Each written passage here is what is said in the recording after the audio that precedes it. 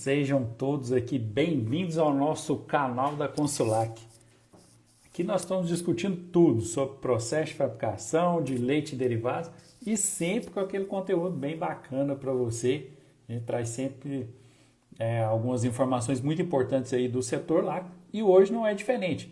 Hoje a gente está aí com mais um assunto aí que gera bastante dúvidas, né? E que é importante para quem quer realmente entender um pouco mais sobre o nosso mercado lá.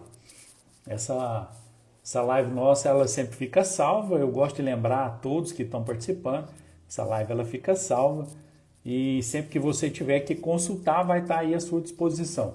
Fique à vontade. E você que está entrando aqui agora, tiver alguma dúvida aí, hoje nós vamos falar da Portaria 392, né? Uma portaria recente do Ministério da Agricultura e que tem aí informações importantíssimas e a gente está à disposição aí de vocês. Quem tem dúvida aí pode já ir colocando aí no chat e bora lá que vamos participar. Vamos aqui, o Wilson já vai entrar aqui. Aqui o meu amigo Wilson já está entrando e muito obrigado aí quem já entrou, está participando aí com a gente. E é isso, Opa! E aí, Wilson, tudo bem? Tudo bem? Boa noite. Boa noite, tudo bom por aqui também. Bom demais. O pessoal tá aí entrando aí já para nossa live aí. Essa semana tem live todos os dias, né? Túlio, Leide, o Lucas. Muito bom, Lucas. pessoal. Já entrou? Legal, Entrando muito legal o devagarzinho. pessoal aí já entrando aí. Hoje falar sobre a portaria 392. Eu acho que 392. vou aprender com você também hoje que é essa portaria. Uma coisa que eu falo, isso é engraçado. Legislação, ela muda tanto que muitas vezes a gente surpreende, fala, mas existe essa legislação? Eu nem sabia que existia isso, não é comum. A gente chega para o pessoal e fala, mas você tem que cumprir determinada legislação. O pessoal fala, mas eu nem sabia que existia essa legislação. E uma coisa importante também é que eu não canso de falar, mas sempre eu tenho que repetir o seguinte, é uma obrigação da indústria estar ciente das legislações em vigência e as suas alterações, que é o caso aqui hoje. Então, eu sempre falo, quando a gente obtém um registro que seja no Sistema de Inspeção Estadual ou Federal, a gente assina um termo de compromisso onde a gente está de acordo com a legislação vigente. Então, ou seja, concordar, né? Tem que acatar. E eu falo isso sempre porque em algumas visitas que a gente faz, em algumas fábricas, eu vejo muita gente querendo contestar a legislação, contestar o fiscal, talvez sofreu uma autuação, então assim, fica querendo contestar. Eu vou até ilustrar com um caso que esses dias eu tive na verdade, antes de eu ir, uma cliente me mandou, eu estou querendo uma empresa que possa processar o órgão de inspeção aqui do meu estado. Falei, processar por quê? Falou, não, eu fui interditado de maneira equivocada, mas acho que tem justificativa para interdição. Falou, o meu primeiro passo, antes de qualquer coisa, me manda toda a documentação, foi lavrado um auto de infração, um auto de interdição, um auto de vistoria, para me dar uma olhada nesses documentos e ver por qual motivo. Aí eu fui olhar os motivos. Primeiro, não era feita análise de água. Segundo, não tinha programa de autocontrole implantado. E terceiro, não tinha análise da RPQL dos produtos. Não precisa Aí eu falar falei mais nada, né? Só pelo primeiro tópico aqui já era passivo de interdição mesmo. Então não tem o que contestar. Mas acabou que eu não estou analisando porque faltou tal substância. Eu falei, pois é, mas a água é o primordial para você fabricar um alimento. É o seu insumo principal, né? Além básico, depois né? do leite, vou colocar assim, o principal insumo que você tem que ter para produzir. Se você não tem controle da sua água, você fica não tem condições de produzir. E uma coisa importante que a gente nunca pensa é o seguinte: a partir da hora que você tem um registro, que seja no Ministério ou no SIM, você recebe um selo, que pode ser utilizado nas embalagens, né, que é o selo do CIF, e vamos colocar aqui no nosso estado do I. E esse selo nada mais é que uma certificação de que aquele produto está apto a consumo. Justamente isso. Entendeu? Então, assim, como que um órgão de inspeção vai certificar que aquele produto está apto a consumo se você não tem os requisitos básicos para produzi-lo? Não tem como, não é verdade? Então, é isso aí. Então, tem muito questionamento e muitas vezes não observa aquilo que a legislação está preconizando e quer questionar. Justamente. Infelizmente, vai dar problema. Ô, Ederson, mas vamos lá, vamos aprender um pouquinho com você hoje, que eu também quero saber o que é, em primeiro lugar, essa portaria 392. 392, vamos lá. Pois essa portaria, ela, na verdade, ela está chegando atrasada, muito atrasada, para falar a verdade, né? De que ela trata? Ela trata, né, da destinação de matérias-primas, né, leite, soro, creme de leite e produtos derivados do leite que se encontram fora dos padrões. Ou seja, o que eu faço quando um produto está fora do padrão? O que eu posso fazer? Né? E por que eu estou falando que ela está chegando atrasada? Ela estabelece os critérios, mas já existia critérios. Só que esses critérios eram um pouquinho... Não vamos falar antigo, porque são mais novos que eu. Mas eles são de 1983. É uma portaria do Ministério da Agricultura. Não, fala assim não, que aí você me desanima, bem antiga. Estamos ficando velho, né? Não tem saída. Infelizmente. Mas a antiga portaria, a portaria número 5, de 1983, ela já estabelecia critérios. Mas imagina isso, o que é uma portaria de 1983 sendo aplicada hoje. Sim. Né? Então, ela não atendia a necessidade do mercado. Totalmente defasada. Informações que não condiziam com a realidade prática, né, dos estabelecimentos. Então, por isso, né, que foi editada agora, recentemente agora, essa portaria 392, que é de setembro agora, de 2021. E ela veio para trazer os critérios de destinação para esses produtos não conformes. Então, ela traz uma importância muito grande e, além de tudo, né, a gente pode ler essa portaria, tem um artigo específico dela que diz o seguinte, que a empresa deve descrever o seu plano de destinação de produtos não conformes. Ou seja, é como se fosse um programa, dentro do programa de autocontrole, você tem que encaixar essa destinação de produtos não conformes. Ela tem que estar presente. Né? Normalmente a gente já fazia isso nos nossos trabalhos, mas agora está regulamentado. O interessante é isso, está regulamentado agora. Né? Tem lá a destinação adequada que deve ser dada para qualquer produto de origem láctea. E isso traz algumas novidades, né? E primeira delas, né, o que eu queria falar com vocês? Eu queria falar sobre o significado de algumas palavras que vem ali dentro da portaria e que ela também, a própria portaria traz ali, né, o seu significado dessas palavras, mas é importantíssimo a gente ter isso em mente. Né? Então eu quero ler algumas coisas aqui da portaria para a gente estar discutindo. E a primeira delas, que eu quero ler aqui para vocês, sobre a definição de aproveitamento condicional. O que a gente imagina, né? Eu falo assim, na portaria de destinação, o que eu posso fazer com os produtos, né? Os derivados e a própria matéria-prima? A primeira opção que tem lá é aproveitamento condicional.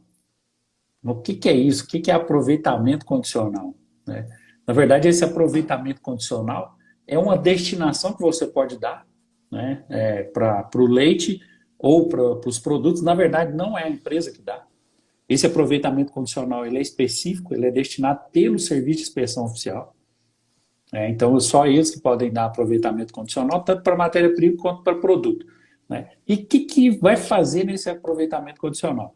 Pode ser para elaboração de produtos comestíveis, mediante tratamento térmico adequado, tratamentos adequados, específicos adequados, para garantir a inocuidade do produto. Ou seja, o seu produto está fora do padrão, mas ele pode, o Ministério da Agricultura, o Serviço de Inspeção Estadual, o SIM, pode avaliar esse produto e falar, não, dá para fazer um aproveitamento condicional, para elaborar produtos comestíveis. Essa é uma destinação que os órgãos de inspeção têm essa prerrogativa. Aí a gente tem uma outra destinação que a gente chama de destinação industrial. Essa já é uma prerrogativa tanto dos órgãos de inspeção quanto da própria empresa. A empresa pode definir o que ela vai fazer com aquele produto que ela entende que está fora dos padrões e desde que esse parâmetro fora dos padrões permita esse aproveitamento do produto para uso industrial. Então, o aproveitamento condicional só pelos órgãos de inspeção, o aproveitamento de destinação industrial por parte das indústrias. E a gente tem também a condenação. Condenação é destinada para as empresas e também para os órgãos de inspeção, e ela é dada para aquelas matérias-primas ou produtos em que o parâmetro irregular ele não permite a utilização para produto comestível. Ou seja, esse produto pode ser destinado para a produção de outros produtos não comestíveis ou alimentação animal. Aí depende da não conformidade. Algumas não conformidades nem pode ir para alimentação animal. Então, são algumas definições. E, por último, a definição também muito importante, que é a de inutilização.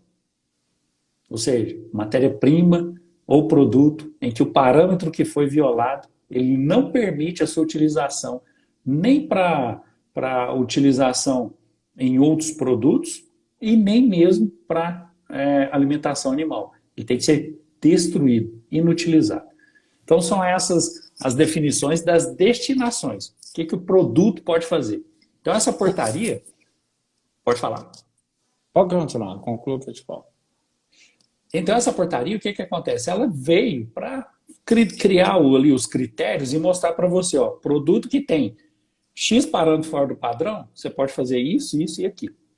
Produto que tem tal parâmetro fora do padrão, pode ser isso, isso e isso. Né? Pode ser aproveitamento condicional, quando o próprio órgão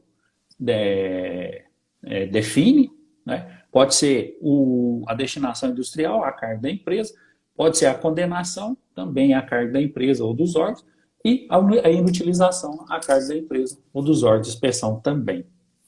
Teria como você passar aí um por um de novo aí, dando um exemplo prático do que você acha que pode ser feito? Podemos fazer sim. Por exemplo, essa questão de aproveitamento condicional. Né? Onde que encaixa um aproveitamento condicional? Mas esse vai ser dado sim, só pelo órgão de inspeção. Tem que passar por uma análise do órgão de inspeção. Do órgão de inspeção. É como se, por exemplo, o órgão de inspeção coletasse uma amostra do seu produto apresentasse lá um desvio. Vamos considerar aqui um desvio que não caracterize algum risco à saúde pública e também que não caracterize qualquer vantagem econômica. Né? Isso é importante. Por exemplo, a gente tem lá queijo Minas Frescal com teor de umidade mínimo de 55%. Mas o seu queijo deu 53%. Ele está fora do parâmetro legal, que é no mínimo 55%. Mas você não está tendo nenhum tipo de vantagem econômica em cima desse produto. Pelo contrário, você está perdendo. Né? Então, ele pode ter um aproveitamento condicional. Você pode permitir. O CIF, o órgão de inspeção estadual e tal. Eles podem permitir o aproveitamento condicional daquele produto para utilização em outros processos de fabricação, para que você não tenha que inutilizar, descartar aquele produto. Isso é uma situação que pode acontecer. Já com relação à condenação... Vamos voltar aqui. Um outro exemplo, um caso de Minas padrão com umidade acima do exigido pela legislação. Esse produto não poderia ser reaproveitado de alguma forma? Poderia. Aí poderia, né? Que isso Apesar ia de... caracterizar uma fraude econômica, né? Sim, sim, sim. Mas ele pode ter a destinação ali de utilização industrial. Por quê? Porque esse produto pode ser utilizado para a produção de outros derivados lácteos, né? Desde que os outros derivados lácteos não tenham os seus padrões físico-químicos e microbiológicos alterados pela utilização desse produto. Então a portaria permite isso, permite essa reutilização, né?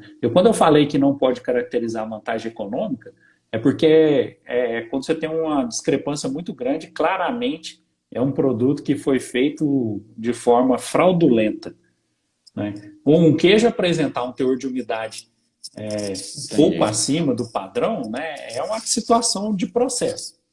Então, Seria um exemplo aqui, claro, aqui seria, por exemplo, um leite com adição de soro. leite de condição de soro é um Se- problema se- esse, gravíssimo. isso aí já seria, não seria aceito nenhum tipo de reutilização. Não, aí não tem. Aí, inclusive, essa situação de leite com soro, isso é uma situação que é muito interessante. Sua pergunta vai de encontro a uma coisa que eu ia falar mais no final, mas é interessante. Porque antes a gente tinha aquela situação assim, leite com soro. Como que você identifica soro no leite? Ô, Existe uma Hélio, análise específica para isso. não, eu quero que você enfatize isso aí, porque é o seguinte, isso aí é uma coisa importantíssima, cara, que você está falando aí agora, de extrema importância. Eu tenho questionamento de algumas pessoas que querem montar um laticínio para trabalhar com leite pasteurizado. A gente vê de tudo, né? Sim, lógico. Então, eu Tem. sempre tenho, eu quero trabalhar com leite pasteurizado, mas quero todo mundo no mercado grande, né, nesses grandes centros, faz adição de soro. E aí, se eu colocar 5% vai ser detectado, se eu colocar 10% vai ser detectado, se eu colocar 20%, como que funciona e tal, não sei o quê. E assim, por que eu estou te pedindo para você enfatizar isso aí? Eu quero que vocês dão uma explicação melhor sobre isso. Porque os laticínios, eles conversam muito entre si. E eu escuto muita bobagem do tipo assim, não, se você homogeneizar, não é detectado. Se você padronizar, não é detectado. Se você colocar 10%, não é detectado. Isso eu escuto sempre. Então, eu queria que você falasse sobre isso um pouco. É uma ilusão mesmo, viu? Uma ilusão clara, porque assim, a metodologia que a gente tem hoje para detecção de soro no leite, ela é muito precisa. É muito, não é pouco não, é muito precisa, né? É uma metodologia através de cromatografia e cromatografia líquida de alta eficiência, não tem erro, né? E ela é capaz de identificar quanto você colocou. Se foi 0,1%, se foi 10%, se foi 5%, se foi 20%, vai te dar claro o número que você adicionou. Né? Fraudulento, né? Porque isso aí é uma fraude grave. Né? Mas o que eu estou falando é porque assim, a metodologia de análise hoje ela é muito precisa, então consegue identificar. E a legislação, né, anterior, né, que a gente falava aí da portaria número 5, ela tinha dificuldades para isso. Né? A gente já conseguia fazer uma detecção de soro? Sim, mas sem muita precisão. Então ela também não tinha definições. Diferente da portaria 392 hoje. Ela tem definição clara para essa questão de soro.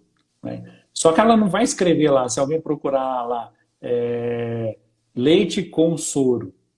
Não tem escrito isso na portaria 392. Tem escrito leite com teor de caseíno macropeptídeo acima de 30 miligramas por litro. O que significa isso? Esse caseíno macropeptídeo é um componente do soro e que por isso ele é detectado quando tem a presença de soro no leite. CMP, muito bem colocado aí. O caseíno macropeptídeo é o item específico, é o componente específico que é identificado. E a gente tem uma portaria, uma outra legislação, é uma instituição normativa, se eu não me engano, 69, eu não me lembro o ano dela, mas é que ela tem uma classificação do que se deve, o que se pode fazer com o leite que tenha até 30 miligramas por litro de caseíno macropeptídeo, que tenha entre 30 e 75 miligramas de caseíno macropeptídeo por litro e acima de 75. Aí é que está interessante. A portaria juntou essas duas situações. Ela descreve abaixo de 30, Pode ser feito qualquer derivado lácteo, inclusive o leite para consumo direto.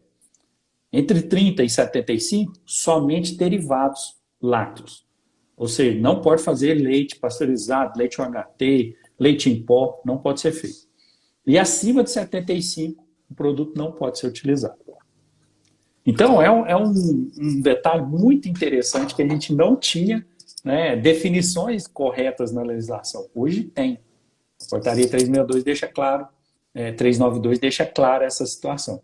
Então, caseína macropeptídeo é detectado com muita facilidade pela metodologia que a gente tem hoje. Então, sai dessa história aí de que se eu colocar 1%, se eu homogeneizar, se eu padronizar, se eu fizer isso, aquilo, outro, vai pegar de qualquer jeito. Não tem como enganar. Né? Essa é uma precisão que não existe hoje aí uma forma de enganar. Pegou o leite, vai fazer caseína macropeptídeo, vai detectar, inclusive vai te falar a porcentagem precisa de quanto que foi utilizado. Né? Então, a legislação tem essa informação e é aí que ela fala com relação a soro no leite. Não está escrito soro no leite, mas está escrito lá caseína macropeptídeo. Respeitar os parâmetros da instrução normativa 69. Ou seja, deu acima de 75, esse leite tem que ser descartado. 75 miligramas por litro. Esse leite vai ser descartado. Não tem nem como utilizar. É um detalhe muito interessante que não estava bem claro ali na portaria número 5. Né? Muito bom. O Ederson, a Mirley perguntou para a gente, é possível o leite velho dar falso positivo no CNP? Bom, Miguel, é possível. Né? A gente está falando aí de algumas situações em que o leite, quando a gente está com ele resfriando, as bactérias do grupo, principalmente as bactérias do grupo psicotróficos, elas degradam a proteína de uma determinada maneira que a gente tem o aparecimento de caseína macropeptídeo. Né? Isso é possível. Agora, não dá para a gente tentar justificar isso para uma situação em que o resultado de análise é de 90 miligramas por litro, que é de 70 miligramas por litro. Impossível da gente justificar uma situação dessa.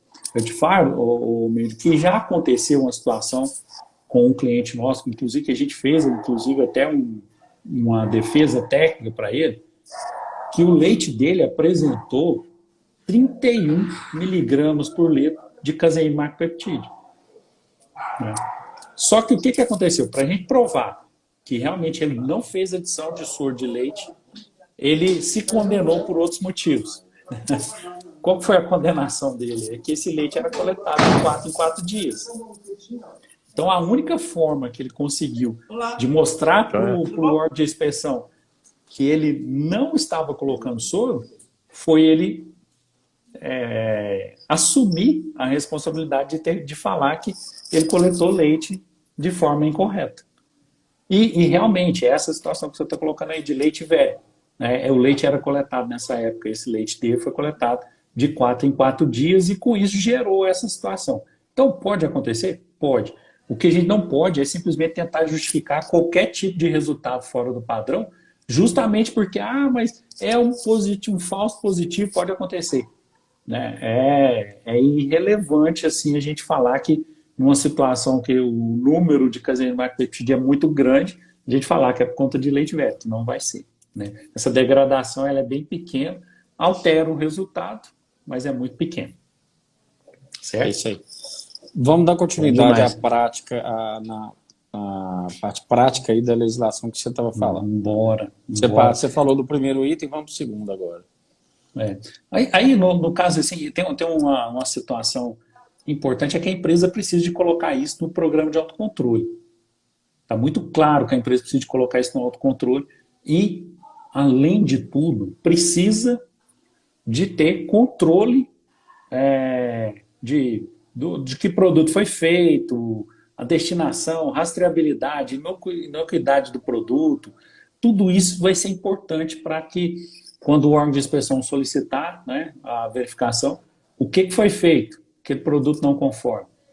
Foi feito uma utilização industrial, foi condenado, foi inutilizado. Aí simplesmente falar assim, não, eu inutilizei. Né? A inutilização tem uma situação pior ainda, viu? O que é a inutilização? Realmente é não fazer uso do produto e destinar para produção de produtos não comestíveis ou destruição. Aí o que acontece? Produtos não comestíveis. Que produto não comestível você vai fazer a partir do leite? Né? Tem alguns aí, os caras inventam aí, eu vou fazer sabão. Cara, é muito difícil conseguir alguém que vai comprar esse produto, né, esse leite fora do padrão para fazer sabão. Vai ser difícil, né? Então, a maioria das condenações realmente é para inutilização, que é para quando a gente faz a venda desse produto para alguma empresa que vai fazer algum tipo de produto não comestível, como, por exemplo, compostagem. Ou vai incinerar, tem, né, várias situações. Mas precisa de ter registros do que foi feito. Né? Registros bem claros do que foi feito. E tem um detalhe novo. Né? A gente tem aí muitas situações, por exemplo, como leite com antibiótico. Sim, isso foi comentado. Né? Leite com antibiótico é um caso de inutilização. Né? A legislação, a portaria 392, ela deixa claro sobre isso. Ah, mas como que eu vou fazer essa inutilização? Ambientalmente correta. A primeira coisa que tem que pensar, a própria legislação 392 fala disso, que a responsabilidade é do órgão ambiental. Então, que a destinação tem que ser feita de forma correta. E essa destinação de forma correta é a gente repassar esse produto para uma empresa que normalmente faz esse controle. Aí o pessoal costuma criar situações difíceis demais. Ah, eu vou julgar esse leite da minha ética, porque minha ética eu consigo tratar esse leite. Cara, não vai conseguir, vai atrapalhar, desregular completamente o sistema de tratamento seu. Não existe essa situação. Tem empresas para isso, que já são dedicadas a essa função. Então, é encaminhar para isso. Agora, tem um detalhe, hein? Esse encaminhamento antes era simplesmente encaminhar, pegar a nota e tudo certo. Hoje, até boletim de análise tem que ser encaminhado junto. Tem que ser encaminhado. A etiqueta tem que estar escrito que o produto é para inutilização. Então, não é simples mais. O caminhão que vai utilizar tem que estar lacrado. Isso tudo é para evitar que esse produto saia do seu estabelecimento como um produto destinado para inutilização e caia em outra situação aí para ser reutilizado em outros locais. Então, tem que ser feita a destinação correta e descrever isso no programa de autocontrole. Né? É um pontinho aí muito interessante. E um outro detalhe que eu queria dar ênfase, antes da gente falar aqui de alguns produtos, que eu queria falar de alguns produtos que tiveram alteração bem significativa, é sobre a questão de produto de retorno do mercado. Uhum. Que é muito comum, a gente sabe que isso, a gente tem muito problema de retorno de produtos em laticínios. Né? Mas existem situações e situações. A portaria não deixa muita margem para a gente trabalhar. Primeiro, o produto de retorno, ele não pode mais simplesmente entrar para dentro das câmaras. Isso está vedado. A própria portaria diz que a empresa deve dispor de local adequado para reinspeção. Ou seja, ela vai reinspecionar para ver as condições daquele produto que retornou. Para verificar se ele pode ser reintegrado ao estoque, se ele pode ter uma destinação industrial, ou se ele vai ser realmente condenado ou inutilizado. Então tem que ter um local adequado para essa reinspeção agora.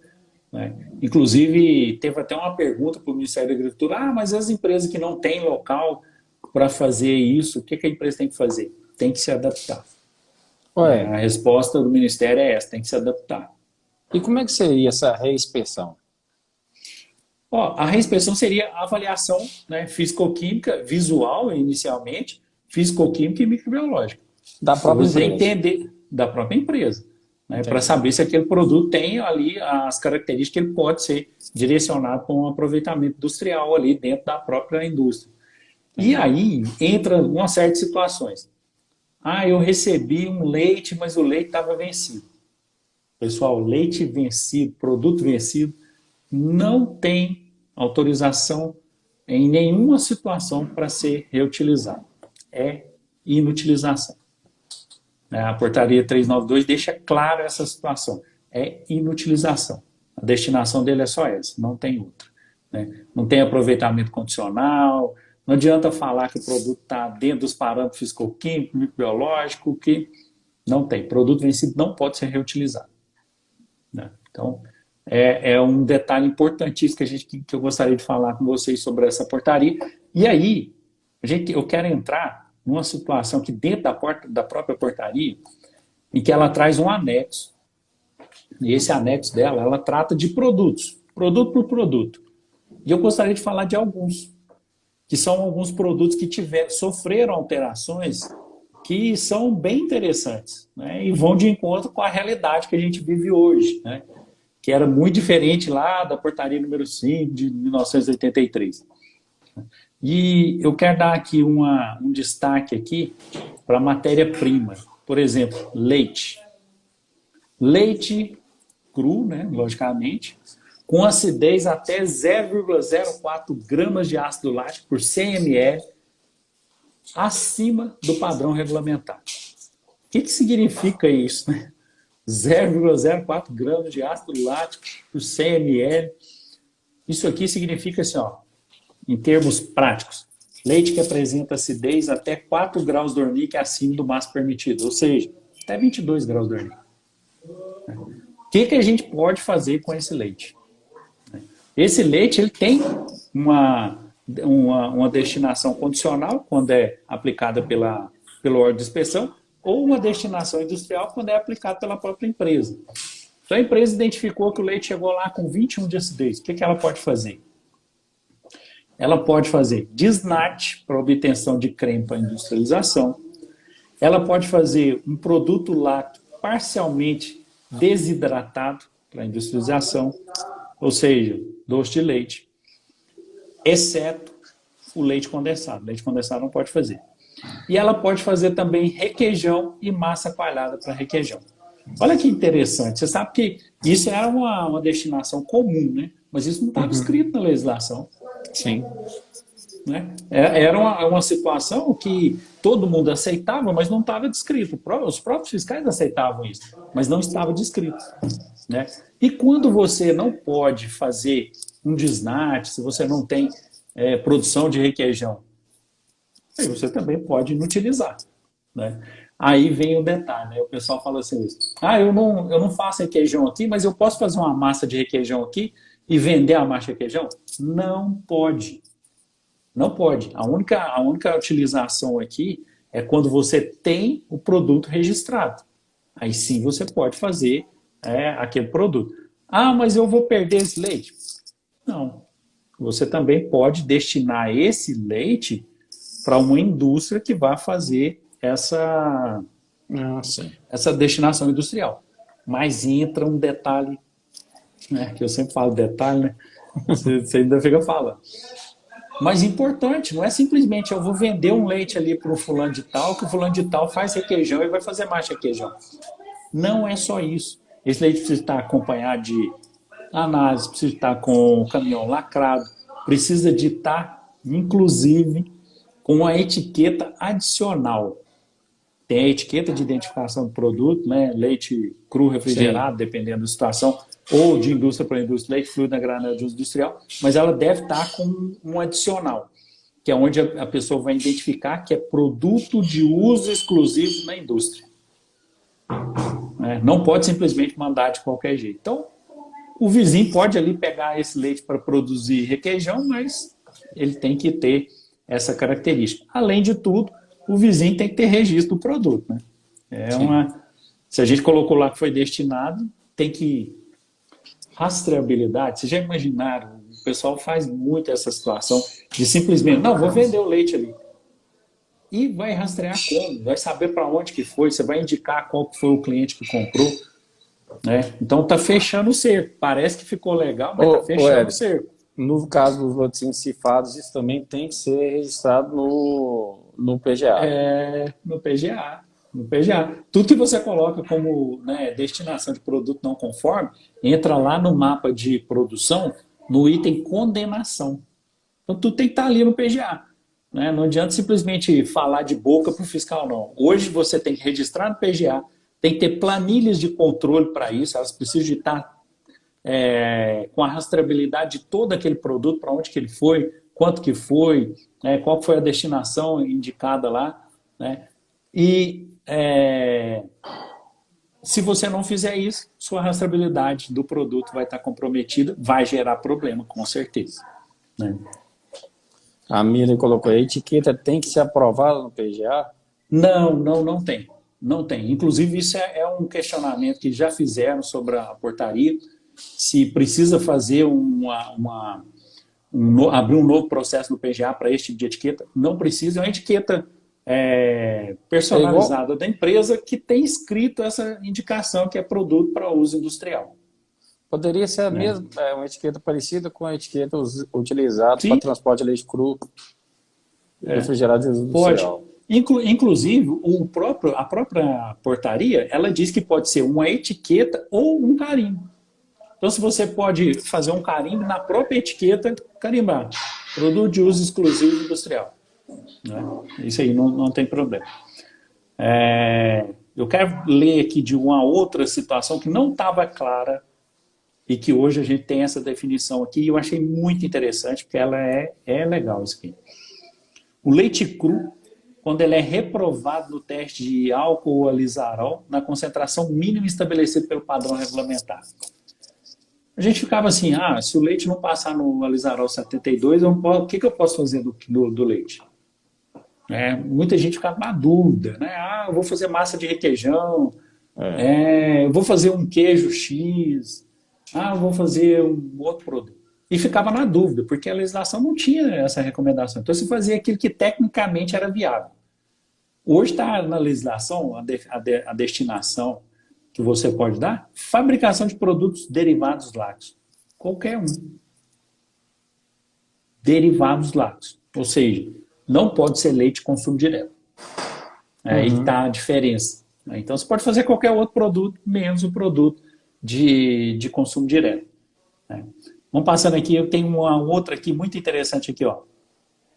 Leite cru com índice crioscópico acima do padrão regulamentar. Aí o pessoal fala assim, acima do padrão regulamentar. Um leite que está acima do padrão regulamentar, eu queria que o pessoal colocasse aí para nós aí, qual que seria uma crioscopia de leite acima do padrão regulamentar? Quem arrisca colocar aí para a gente aí?